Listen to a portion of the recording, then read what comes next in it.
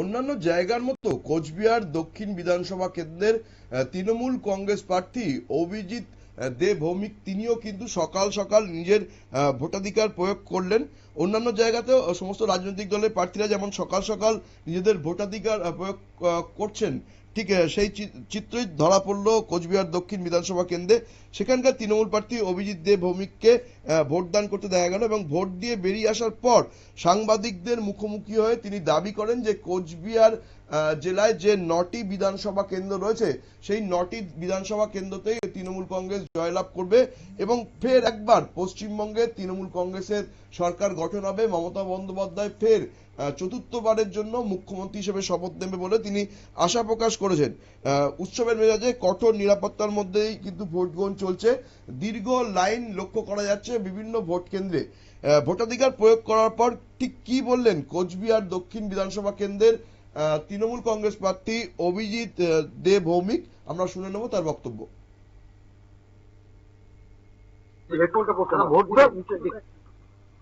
খুব সুন্দর অভিজ্ঞতা।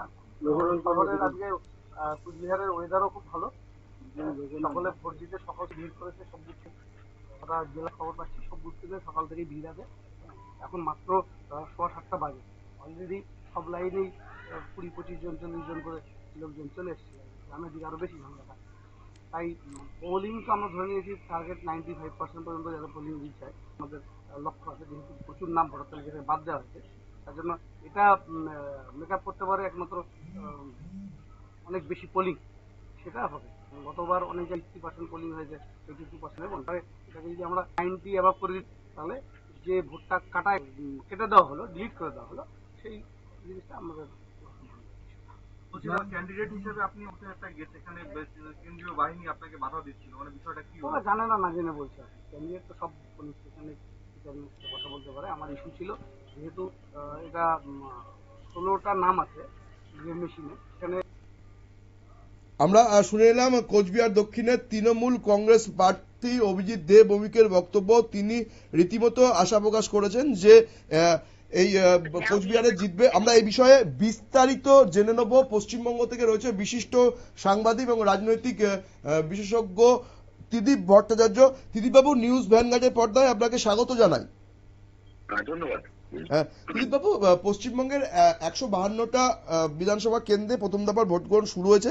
সকাল থেকে বিক্ষিপ্ত কিছু ঘটনা ছাড়া শান্তিপূর্ণভাবে ভোট গ্রহণ হচ্ছে বলেই জানা যাচ্ছে। এর মাঝেই আমরা দেখলাম যে কোচবিহার দক্ষিণ বিধানসভা কেন্দ্রের তৃণমূল কংগ্রেস প্রার্থী অভিজিৎ দে ভৌমিক তিনি ভোটাধিকার প্রয়োগ করার পর দাবি করলেন যে কোচবিহার জেলাতে 9টা আসনে তৃণমূল কংগ্রেস জয়লাভ করবে। আপনি কি বলবেন এই বিষয়টি, কি মনে হচ্ছে?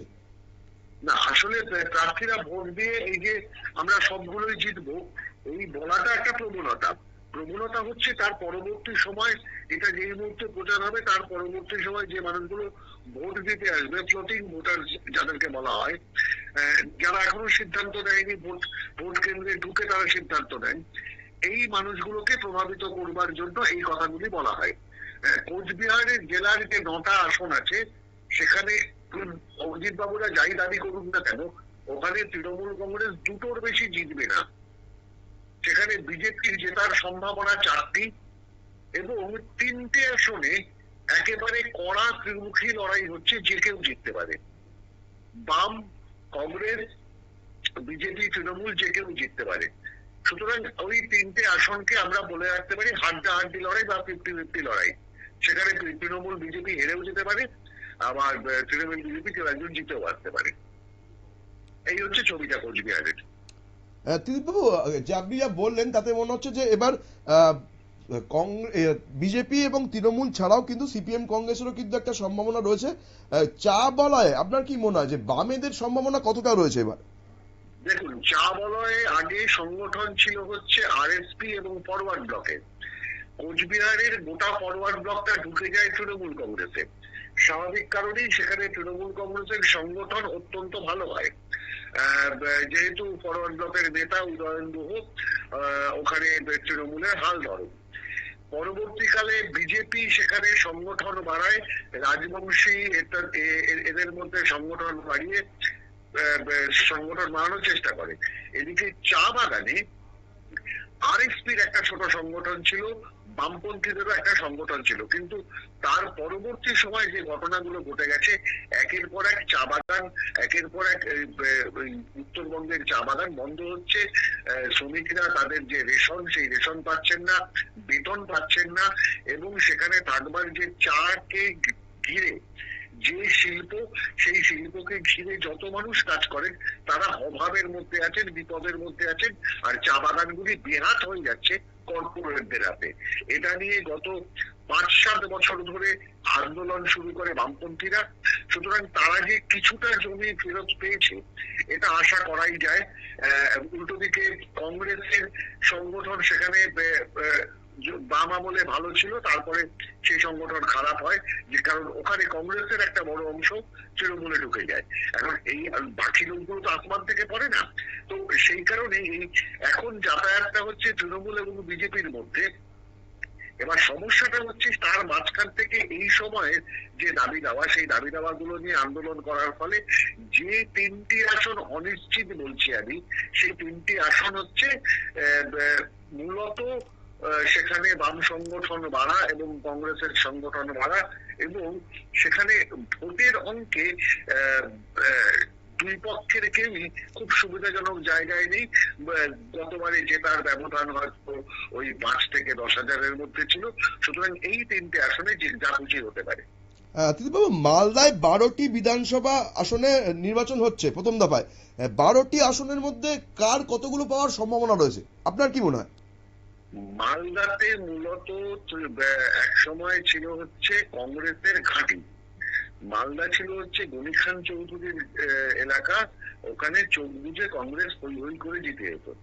গনি খান চৌধুরীর পরিবারে ভাঙন ধরিয়ে তৃণমূল কংগ্রেস খুব সচেতন ভাবে সেই কংগ্রেসের যে বেস ভোট ব্যাংকের একটা বড় অংশ নিজেদের দিকে নিয়ে আসতে পেরেছে। কিন্তু এবার নির্বাচনের আগে দিয়ে ঘরের মেয়ে ঘরে ফেরাতে, এটা নিয়ে আমি নিউজ ভ্যানগার্ডে আগেও বলেছি, ঘরের মেয়ে ঘরে ফেরাতে কংগ্রেসের লোকেরা একটু উৎসাহিত হয়েছে। সুতরাং এই আসনে মূলত যে লড়াইটা দেখা যাচ্ছে সেটা হচ্ছে 12টার মধ্যে 3টে হয়তো তৃণমূল কংগ্রেস পাবে, বিজেপি হয়তো 3টে পাবে, কংগ্রেস হয়তো 3টে পাবে, বাকি যে 3টে আসন সেই 3টে আসন যে কেউ পেতে পারে। বাবু, এই যে আইএসএফ মালদায় কিরকম ফল করবে বলে আপনার কি মনে হয়? আইএসএফ এর জন্য কি তৃণমূলের আসন কমবে বা বামেদের আসন বাড়ার কি সম্ভাবনা রয়েছে?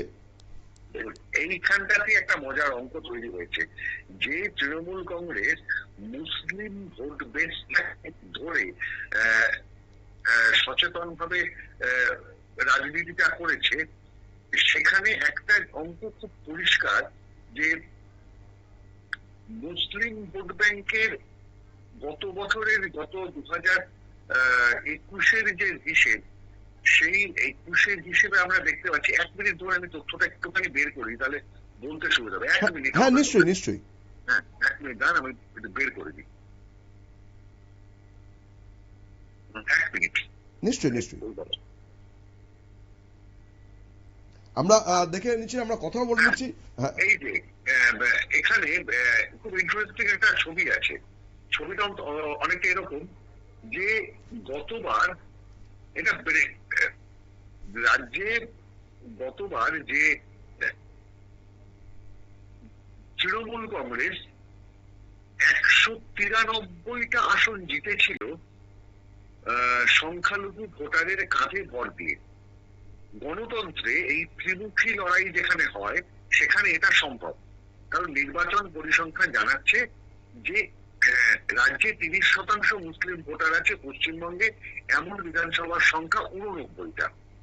আর 2011 সালের বিধানসভা নির্বাচনে এই 89-এর মধ্যে 87টাই জিতেছিল তৃণমূল কংগ্রেস।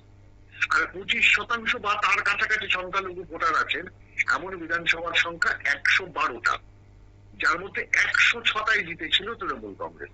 মানে তার মানে 25% থেকে 30%-এর মধ্যে যেগুলো আছে সেগুলো তৃণমূল জিতেই ছিল, তার মধ্যে 106টাই জিতেছিল তৃণমূল কংগ্রেস। এই যে এতগুলো আসন এনশিওর করা একটা গণতান্ত্রিক ব্যবস্থাতে, তাতে কিন্তু তৃণমূল এখানে অ্যাডভান্টেজে থাকার কথা ছিল।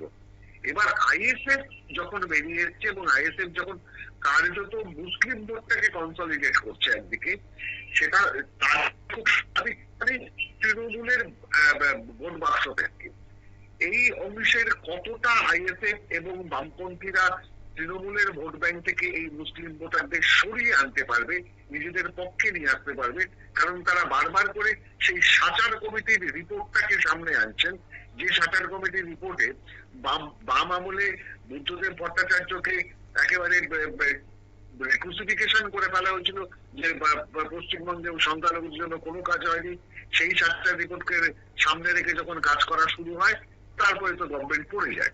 একদমই তার ফলশ্রুতিতে তাহলে এক্সপেক্টেড ছিল নতুন সরকার এসে সাচার রিপোর্টকে ইমপ্লিমেন্ট করবে, সেটা করেনি। মুসলিমরা না পেয়েছে ঘর, না পেয়েছে জমি, না পেয়েছে লেখাপড়া করবার সুযোগ, না পেয়েছে স্বাস্থ্যের ব্যবস্থা, তো মুসলিম অংশটাও খেপে আছে। সেই কারণেই আইএসএফ এর জন্ম। এই ভোট যদি ওরা কেটে নেয়, তাহলে কিন্তু মালদাতে, যেখানে বললাম যে 3টে আসন পেতে পারে, কিন্তু এই 3টে আসনের পর বাকি যে 3টে আসনের কথা আমি বলছি, ওই 3টে আসন কিন্তু বিপজ্জনক। অসংখ্য ধন্যবাদ ত্রিদীপ বাবু আপনাকে আমাদের সাথে সময় দেওয়ার জন্য। আমরা নজর রাখবো ভোটের দিকে, আপনার সাথে আমরা আবার যোগাযোগ করার চেষ্টা করছি। ধন্যবাদ ত্রিদীপ বাবু। আমরা কথা বললাম পশ্চিমবঙ্গের বিশিষ্ট সাংবাদিক এবং রাজনৈতিক বিশেষজ্ঞ ত্রিদীপ ভট্টাচার্যের সাথে। তিনি আমাদের তুলে ধরলেন যে ভোট চিত্র কি হতে পারে। তার মধ্যে মালদা জেলায় কিন্তু 3টি আসনে ত্রিমুখী লড়াইয়ের একটা সম্ভাবনা তৈরি হয়েছে এবং সংখ্যালঘু আসন, সেখানে কিন্তু তৃণমূলের ভোট ব্যাংকে আইএসএফ ধাবা বসাতে পারে বলেই কিন্তু একটা আশঙ্কা করছেন রাজনৈতিক বিশেষজ্ঞরা। নজর রাখবো পরবর্তী সংবাদের দিকে, তার আগে নিয়ে নেব ছোট্ট বিজ্ঞাপন বিরতি।